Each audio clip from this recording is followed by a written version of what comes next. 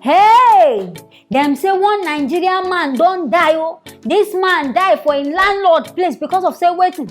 In the own landlord house rent. The landlord called decide say he no go leave this man. Even as in rent due, this man no go come up from his house. Now there the man go die put. Nowhere where this man they go. And they say this thing happened inside India. Inside India, now this one for happen will not be Nigeria. This man they say his name now Michael Emenike Madueke. Now be this man name. Say Michael house rent don't due. For him to pay house rent time don't reach. Now there our in both landlord start to disturb him. And this man talk say he no get the money. They talk say na auto parts dealer na him be. But me I never even see auto part dealer we don't broke rich like this way be say common house rent no fit pay. But maybe in business no they go when I make all this kind kata thing come happen. Before we go see landlord say okay, he don't evict am, make him come up from his house. But as he they come out am, this man no go come out until he pay house rent. Before we go see this man don't change. This man will keep his, he no even take care of the man. Just go keep him inside one place like saying be slave. My people are beg, make na use na eye see.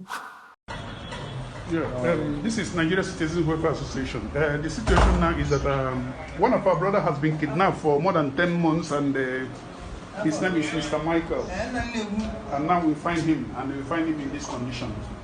So we are still waiting for the police to come and do their works. So keep faith. I believe everything will be okay. Thank you. Nobody knows.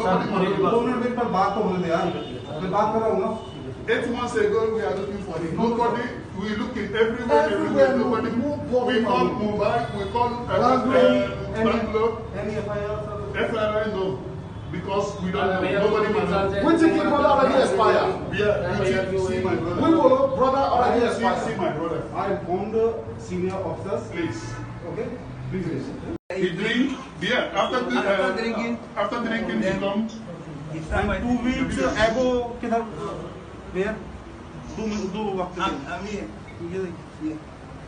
Brother, I'll call you back. Okay? You should just bring back my brother's money. He wants some money? Yeah, he wants money. He wants more money every day. Every day? Yeah. How? Every day after drinking, he comes, he will be beaten. Okay. Every day after drinking, he comes, he will be beaten. Hey! See as person be like bonga fish. How this man take keep this man be say he no even get heart self to pity this man say see as this man don't turn to. They say food you know they give this man. Nothing when they give this say this man they survive on top of water. People when they even do fasting self be say na ordinary water they drink. I they wonder. Because me self even 30 minutes I will never eat. And it don't be like I won't die. Don't class of say person will come stay for house for 10 months. 10 good whole months without food. See the result now, see as this man be. But as the matter be like this, police don't enter this whole matter. They talk say people even notice all this in the Nigerian Citizen Welfare Association. Now them God say they get one association inside that India. They say you know the boy brother within Nigeria can't send this house rent, give the landlords. Okay, I beg go release my brother. Now they can't go open this door. See this man. See as person be. Which kind of sufferness they could. How many food they won't even give this man? We say this man go use take survive.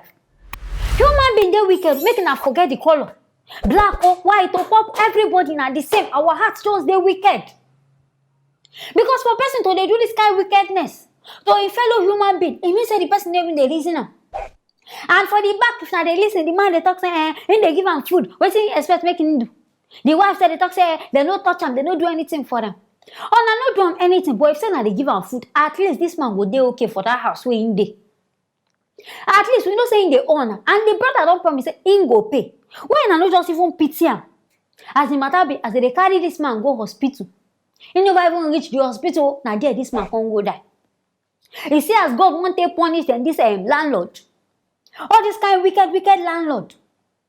People who want travel abroad by force by fire, honor they see, honor they hear. Abroad not be Nigeria. Where be saying I go dey house month 1 year, na never pay by landlord.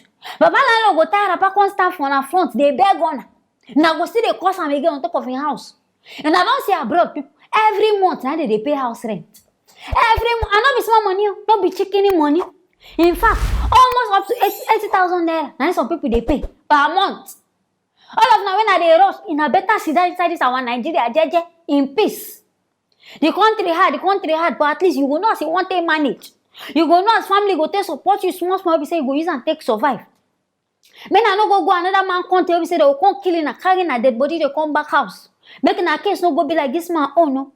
Because this man now, at the reason I say, I say no say in house hunts, don't they? At least follow your landlord reason. Follow and talk. If you want to pursue you by that time, make him pursue you. Make you no come the owe him for so many years. We say the thing go come down to frustration, go come down to anger. Now he go come decide say you no go come out. I mean go come involve police issue. But as the matter be, as police come, they talk say they no see any evidence because this association they talk say this landlord they beat this Michael of a man. So they beat him upon say they give him food. But as the Indian police go there, they talk say they no see any traces. They no see any traces say that they beat the man or be any injury for him body. So for now, the matter go still even there on hold because no evidence. So if you be say the man they sick one kind sickness, now kill him, say that they give him food. And they see what these people they do. And I not go expect say they go arrest their own now. Because this man is their fellow Indian person. If say na Nigeria now, sharp. If say na this Nigerian man do this thing for this India, in fact, we don't go even they talk this kind of matter. Immediately they don't carry this man, put inside cell, sentence him to death. But as you see na their fellow Igbo person now, case don't die down. They don't talk to no evidence. My people are when they travel abroad. If you never plan well, sit down for your Nigeria. No go country, you say you can't go there, your suffering go come down to ×3. You will be say you fresh before they will come see you, they will come think say you be another thing. But you no go another man land, or in name of suffer. Say you travel abroad, they go they hail you, okay, you go they happy say you there abroad. We don't gonna say you they suffer in silence. But this time landlord now, I hope say they go give them the right justice. Because I sure say if person no dey inside this house, this man wey dey inside this house like this, if say they no dey maltreat am, all this kind bonbon no go dey show for him body. All this skeleton wey don come outside, e no go show. So I sure say e get something wey they do to this man inside this house. Now make this man be like this. My people, I hear this one. I want to make a bring and come, making herself using an eye, see what thing they happen inside India. Anything way I feel about this whole matter, I just yarn like this. Making not forget to write them inside the comment section. Making not forget to like and also share this video so that everybody self go see what we they talk for this channel. I go see you for the next video.